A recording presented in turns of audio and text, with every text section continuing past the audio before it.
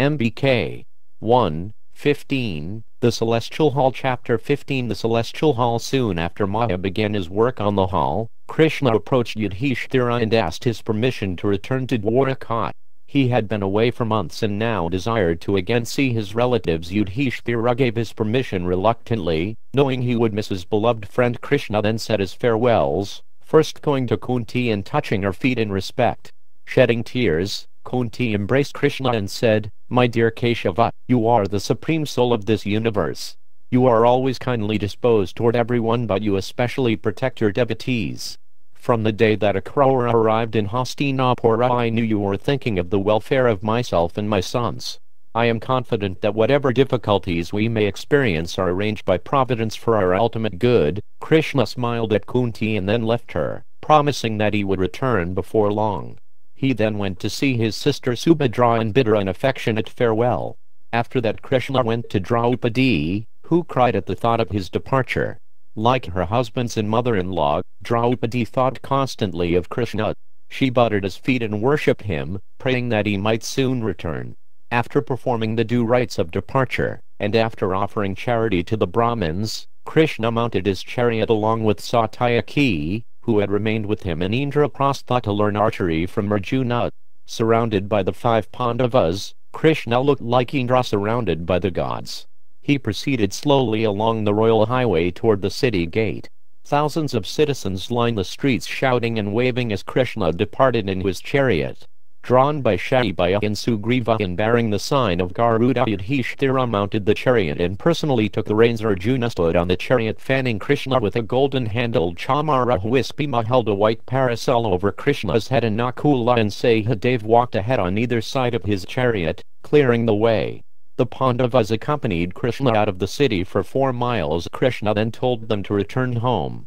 He bowed to Yudhishthira, who tearfully raised him and said with affection, "My dear Krishna, I do not know what kind of pious activities we must have performed in previous lives so that you are now so gracious toward us.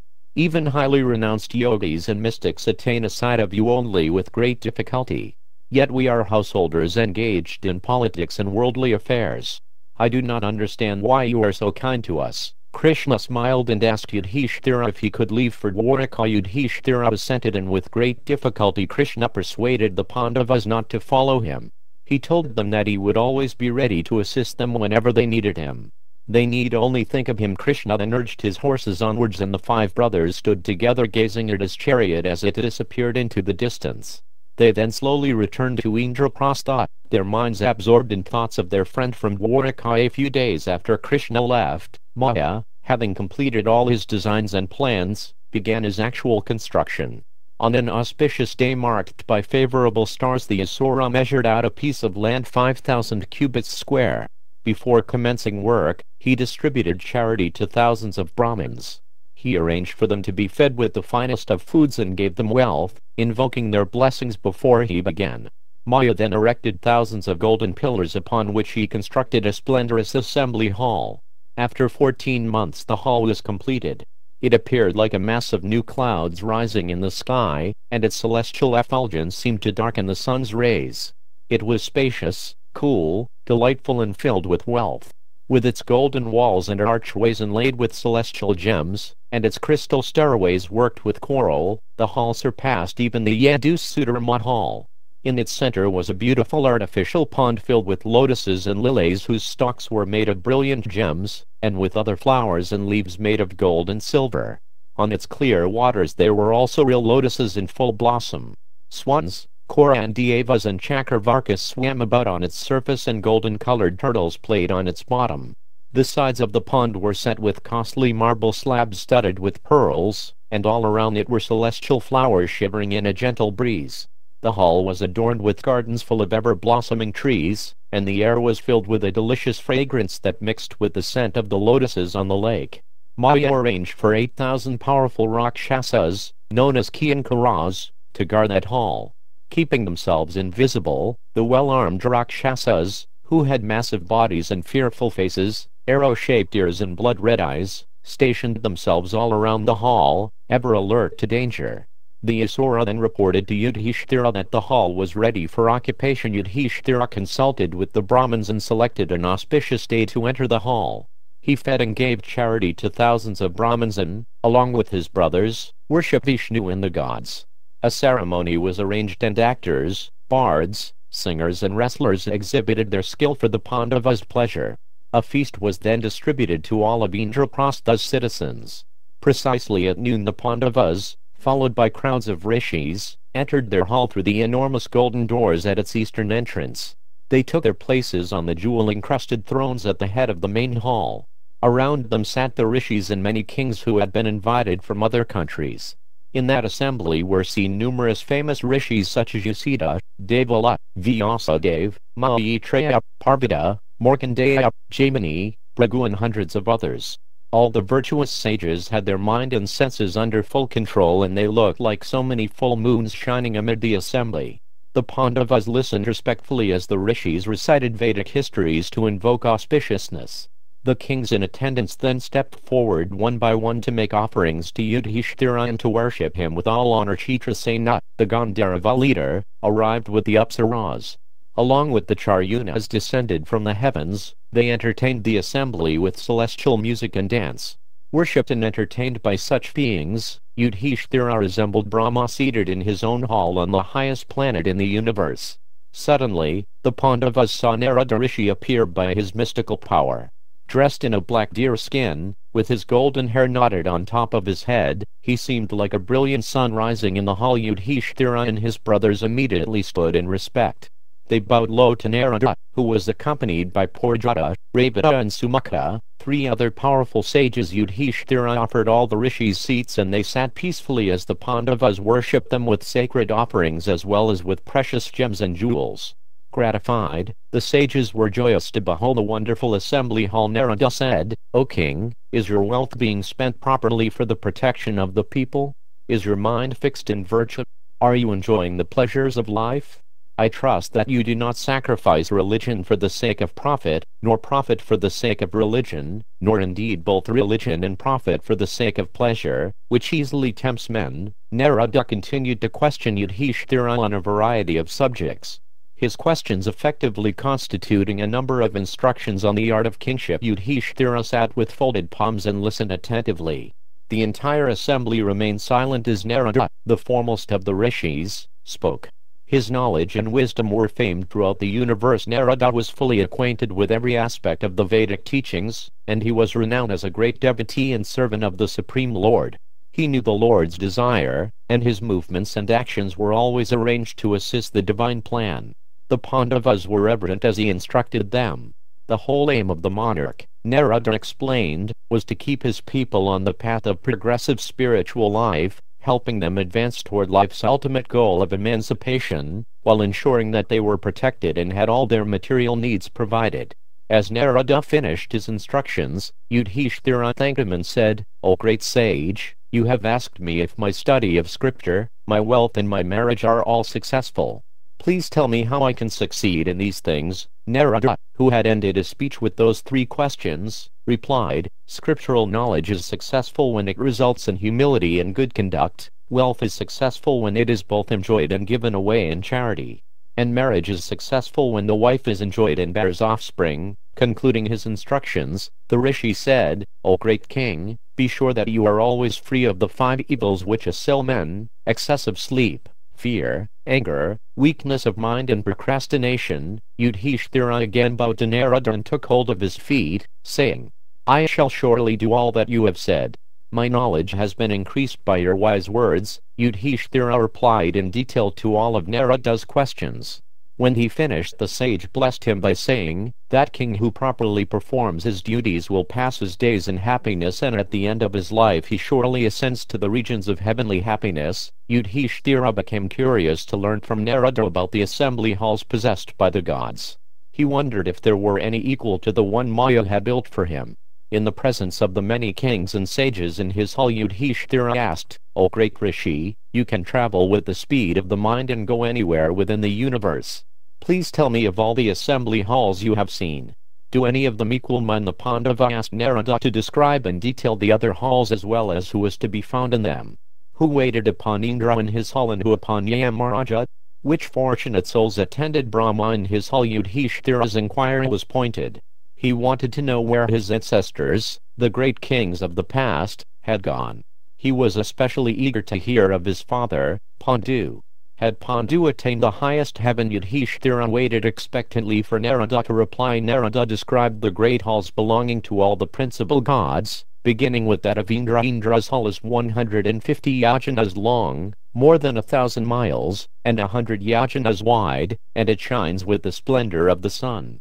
It is capable of dispelling grief, fatigue, fear and weakness. Indra sits there in a magnificent, ethereal form adorned with a brilliant crown and bracelets, and wearing effulgent white robes.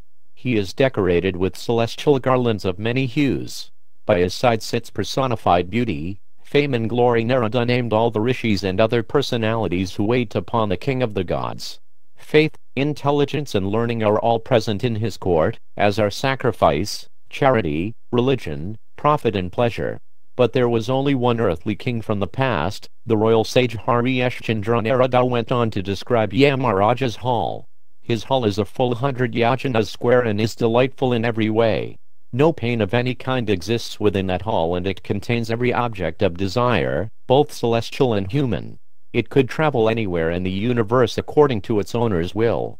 Time and death personified sit on either side of Yamaraja, and countless rishis surround him. Gandharvas and apsaras entertain the occupants of the hall with music and dance.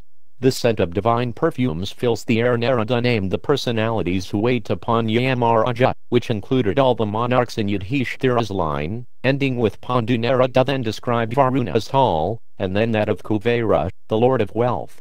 Both those halls were opulent beyond imagination, being filled with gold and gems, and inhabited by numerous gods and rishis and their shining consorts. Narada told Yudhishthira about Brahma's hall. The actual form of that mystical hall cannot be ascertained, as it can assume various indescribable forms from moment to moment. The hall is made of celestial gems which constantly change hue, and it appears to be suspended in the firmament by its own power. The self-effulgent hall knows no deterioration, and it continuously increases the happiness of its occupants. Brahma sits there surrounded by the personified forms of mind, space, knowledge, sound, touch, form, taste, scent, nature, all the elements and the prime causes of the universe. Present also are the sun, moon, all the stars and constellations, joy, aversion, asceticism, understanding, patience, wisdom, forgiveness, fortune and all the Vedas. Yudhishthira and his brothers sat in rapt attention as Narada spoke about the immeasurable splendor and opulence of Brahma's hall. He named all the chief progenitors and all the principal gods and goddesses who waited upon Brahma. When Narada stopped speaking, Yudhishthira began to question him further. He wanted to know why only Haryashchandra, out of all the great kings of the past, had attained to Indra's abode. He also wanted Narada to tell him about his meeting with Pandu. What did Pandu say to the sage? How was he faring now in Yamaraja's assembly? Narada explained that Haryashchandra had reached Indra's planet because he had performed the great Rajasuya sacrifice. That sacrifice involved subjugating all other kings and distributing charity to hundreds of thousands of Brahmins, and it had set Haryashchandra apart from the other kings. Narada then told Yudhishthira that Pandu had given him a message for his son. If Yudhishthira could also perform the Rajasuya, then both he and Pandu could reach Indra's kingdom. Pandu felt that his sons were now capable of performing such an incomparable sacrifice. If they were successful, then father and sons would be reunited in heaven. Both Narada and Pandu understood that the gods had their own purposes to fulfill through Yudhishthira's performance of the Rajasuya. It was part of a divine plan meant to free the world of demonic influences. There were presently many evil kings and Kshatriyas inhabiting the earth. Before beginning the sacrifice, Yudhishthira would need to overpower them. Only then would he be able to perform the Rajasuya, and only then would he be able to establish piety and virtue throughout the world. Narada looked around at the 5 brothers who sat humbly before him. He knew they were dear to Krishna, who wanted to use them as instruments to fulfill his own desire to re-establish religion upon the earth. Narada concluded, "Therefore, O king, you should perform the Rajasuya sacrifice. The celestials have ordained it. I shall return when the sacrifice begins. Now I am going to Dwaraka, for I desire to see Krishna, under whose will this entire universe is moving." Narada stood up to leave, and Yudhishthira requested him to ask Krishna to again visit Indraprastha. Narada agreed, and the Pandavas bowed before him and his companions. The rishis then disappeared into the sky by their mystic power. After Narada's departure, the Pandavas continued to live peacefully at Indraprastha, but Yudhishthira was contemplating how he might perform the Rajasuya sacrifice. He knew that it required vast wealth. It also necessitated his being able to establish his indisputable power over all other kings. How would it ever be possible? There were certain kings who would never accept him as their emperor. The mighty Jarasandha of Magadha, for example. Jarasandha was wicked, and he had already conquered all the districts surrounding his kingdom. Yudhishthira had even heard that Jarasandha imprisoned the kings he defeated, with the intention to sacrifice them to Shiva. Jarasandha was ambitious. He already had designs on the emperor's seat, and he was not an easy opponent to defeat. Yudhishthira realized that he would only be able to perform the Rajasuya with Krishna's help. Yudhishthira's kingdom was flourishing under his leadership, and his citizens were devoted to piety. They had everything they desired. The Pandavas saw the citizens as family. Yudhishthira was more than a father to them, and no one in the kingdom entertained any hostile feelings toward him. Gradually he became known as Ajatashatru, one without an enemy, and due to his religious leadership the gods were also pleased, and thus the kingdom was not afflicted by fire, disease or other natural disturbances. Still thinking about the sacrifice, Yudhishthira called an assembly of ministers and advisors. When they were all seated in the great council chamber of the Pandavas' hall, which was called the Mahasabha, Yudhishthira began to address them, his voice resounding like a bass drum. "I wish to perform the Rajasuya. Having been asked to do so by the great sage Narada, I can understand that the gods must surely desire it. I do not want dominion over this earth for myself, but I wish to fulfill the gods' purpose, and especially that of the Supreme Lord." Yudhishthira also considered that if he invited Krishna to the sacrifice, he could arrange that he be honored as the chief person present. That would establish the Lord's fame and position all over the world. Krishna was superior to even the greatest gods, such as Brahma and Shiva. Yudhishthira expected those gods to attend his sacrifice, so if people saw them worshipping Krishna as supreme, then his position above those deities would be established. Then Domya spoke. "O king, you are worthy to become the emperor of this world. Therefore perform this sacrifice and establish yourself as such. We shall light the 6 fires and chant the sacred mantras. But first you must gain the acquiescence of the world's monarchs. After that you will surely become the undisputed king of this wide earth." Having gained the permission of his priest and counselors, Yudhishthira discussed the means by which he might proceed. They all agreed that he should immediately consult Krishna. Krishna would certainly provide infallible advice. Yudhishthira then thought of Krishna all the more intensely, praying that he might soon come to his assistance.